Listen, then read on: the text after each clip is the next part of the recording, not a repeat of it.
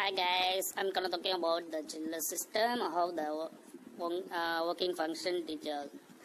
Then I will explain to the pipeline also how they joining and what is the equipment is involving the system. I will going to tell you is in lively the plant room. Okay, you see they see here some pipes is crossover is together is you can see now the green color is supply and return for chilled water. There is light green two pipes, that is the condenser water supply and return. Okay, so I will tell you the which equipment the people is going to use. Okay, you see there is okay, this is the condenser water, there is the light green, above pipe is supply, below is the return. Okay, so this green color, this the control valve. Okay, the control valve for the chilled water. Based on the pressure, this control valve will be automatically closed and open. Okay, then the next thing, okay, the pressure gauge, manual pressure gauge, then beside the manual temperature sensor. Okay, this pipe is here one more the pressure gauge, still the cable is not connected. Then the manual valve also is from the chilled water supply. Okay, this is the pump for chilled water, push the pump. Okay, this pump will be pushed the chilled water into the building. Okay, this the panel or chiller control panel, remote control panel. Now the chiller system is not workable, is the installing condition. So one more the control also for condenser water. This is the this section for the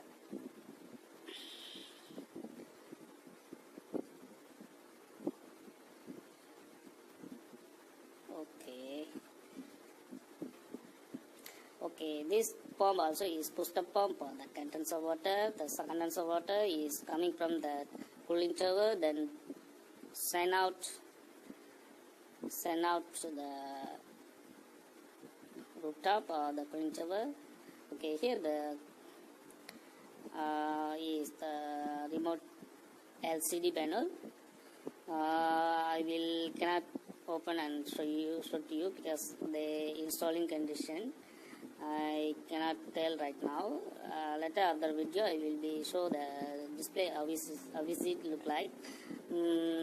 Okay, this the equipment involving the chilled water system. This is the plant room. Is right now the conditioning is installing stage. It's not the workable. The final stage. Okay. Also the pipe is chilled water supply and return. The chilled water is how the functioning I already put in my video the explanation. The chiller is how is working. So right now I tell you how the what are the item is involving, how the chiller is look like. I tell you the plant room inside to live for you. The explanation is another video I attached beside. You can see together also. So okay,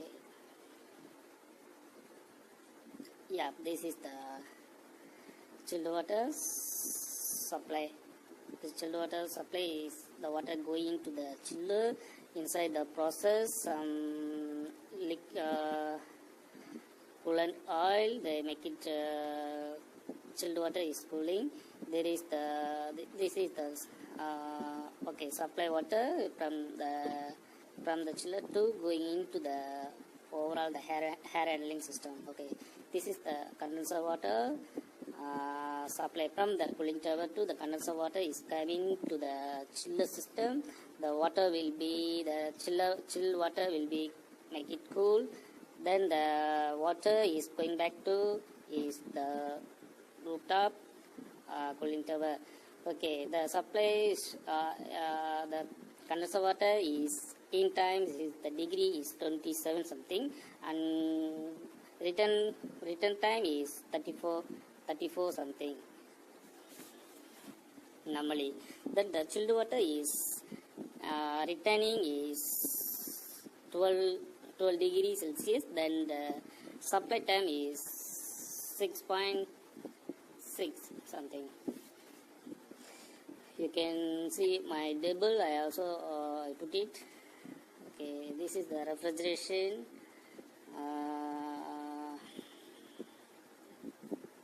Makeup water. This is the makeup water. They will, it's not makeup water, it's the auto tube cleaner. I shall not show you the auto tube cleaner. The compartment is not fully is completed, so that's why I cannot show you the full detail. Okay, so this is the chiller plant. This chiller plant has 3 chiller. Right now I show you one chiller how it look like, how is the equipment is. I just show you tell you the explanation. Okay, how is working the conditioning, how is the process is inside. I attached to the another in my same video. I attached to another part. You can see and you can learn. And thank you guys. Thank you for watching this part. I attached another part that how is the functioning, how the water is, the cooling process how is doing inside. I already explained. Thank you anyway. See you. Bye. Term water or air cooled just tells the engineer how the chiller's condenser is rejecting heat from the building. But don't worry, we're going to cover how both these work in just a moment. Water-cooled chillers are typically located in the basement or the lowest floor of a building. This type of chiller needs a cooling tower to reject the heat from the building. The chiller produces chilled water and pushes this around the building to air handling units and fan cool units. These units circulate the air around the local space as well as the building. The air is then forced across the heat exchangers containing the chilled water, which extracts the unwanted heat before the air is distributed throughout the building.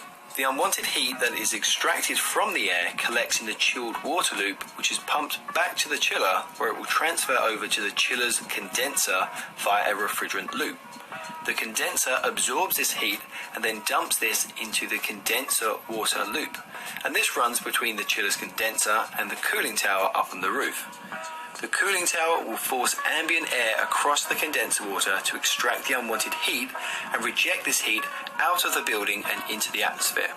So in this instance, the condenser of the chiller has been cooled by water, so it is now a water-cooled chiller.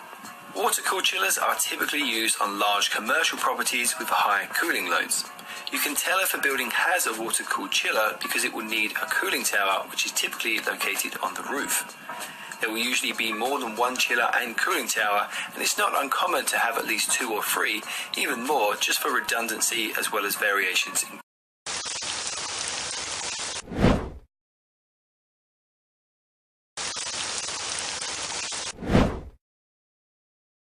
air-cooled chillers. Air-cooled chillers are typically located on the roof of the building or outside, say in the car park. The air-cooled chillers also generate chilled water, which is pumped around the building to air handling units as well as fan cool units, etc., in order to cool the building and pick up unwanted heat. The air is forced to circulate around the building and local space and will pass across heat exchangers within the air handlers and fan cool units. This unwanted heat is again transferred over to the condenser of the chiller from the evaporator. It is transferred via a refrigerant, which loops between the evaporator and the condenser and is forced by the compressor. The difference with this type of chiller is that the fan blows air across the condenser, which removes the unwanted heat. So in this instance, the condenser of the chiller has been cooled by air, therefore it is an air-cooled chiller. Air-cooled chillers are typically located outside because they need access to a lot of ambient air in order to reject the heat. This type of chiller can usually be found on medium to large commercial property, and there's an example on screen of how these units look in the real world on the roof of an office. Again, we've covered this in great detail in previous videos. There's a link on screen now for that, or see the video description below to learn more. AHUs and RTUs, air handling units and rooftop units. Now these two systems both serve